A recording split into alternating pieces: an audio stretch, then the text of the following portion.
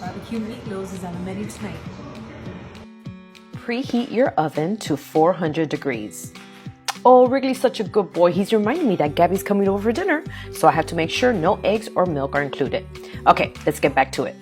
You can whisk one egg, or as I am doing here, I am using an egg replacer. I use Energy Egg Replacer, which is 1.5 teaspoons of energy powder and 2 tablespoons of water. Now you're gonna mix it. Now you're going to pour 1 egg or that egg replacer to a bowl. Add your ground beef.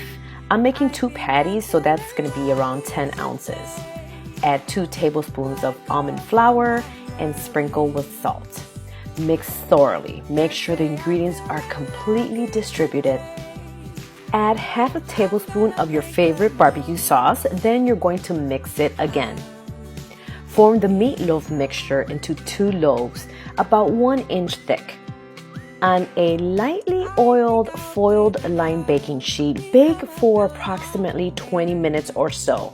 I don't like it bloody or burned, so 20 minutes is perfect for me. Now let's chop and get our veggies ready. I have 2 heads of garlic, 1 whole red onion, 2 whole carrots, 4 ounces of Brussels sprouts, and 1 ounce of dried cranberries. Now you're going to heat 2 to 3 tablespoons of cooking oil in a saute pan over medium heat. Add your Brussels sprouts, your carrots, your onions, season with salt and pepper. Cook for about 6 minutes or until your veggies begin to brown. Stir occasionally. Now reduce heat to low. Add garlic, add your cranberries. Stir, stir, stir, and cook for about a minute until the garlic is fragrant. It smells divine in this kitchen. Add half a cup of water and cook for 10 minutes or until veggies are fork tender. Stir occasionally. The timer went off, so my meatloaves are ready. Oh yeah, fogged my glasses. Now let's plate our dish.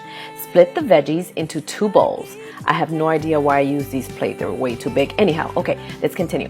Cut meatloaves into slices and place them on top of the veggies. Now you're going to drizzle some of that amazing barbecue sauce over your meatloaves and we are done. Voila, it is over. Let's do a 360 on that plate. Oh yeah, our dish is complete. I'm going to take a couple bites before my daughter gets here. She won't notice. Oh, Wrigley is such a good boy.